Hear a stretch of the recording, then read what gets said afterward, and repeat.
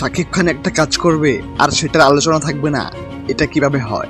রায়হান রাফি আগে থেকে জানিয়েছেন যে তিনিও অ্যানিমেল কেজিএফ টাইপের সিনেমা বানাতে চান। অ্যানিমেল ড্রেস আপ, লুক, তুফানে একই হওয়ায় অতিরিক্ত সমালোচনা হচ্ছে, কিন্তু অন্য দেশের সিনেমা হলে এটা কখনোই এত উচ্চ লেভেলের সমালোচনা যেত না। কেন ভাই আমরা নিজেদের একটা ভালো কাজকে অ্যাপ্রিসিয়েট করতে পারবো না? আজ তুফান মুভিকে সাপোর্ট করুন, দেখবেন 2 দিন বাদে এই 10 কোটির জায়গায় নির্মাতারা 50 থেকে 100 কোটি বাজেট দিয়ে নতুন গল্প নিয়ে আসবে।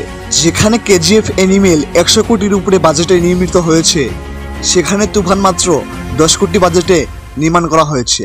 আপনি কি বাংলা সিনেমার ইতিহাসে এর চেয়ে বেস্ট টিজার দেখেছেন? অস্বীকার করতে পারবেন না। আপনি অস্বীকার করতে পারবেন না তুফান সিনেমাটোগ্রাফি এবং বাংলা টিজার বাংলা মুভির ইতিহাসে একটি মাইলফলক হয়ে থাকবে।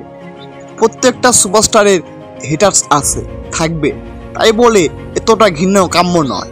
হাজার হোক, একটা ভালো কিছু তো হতে চলেছে এখানে।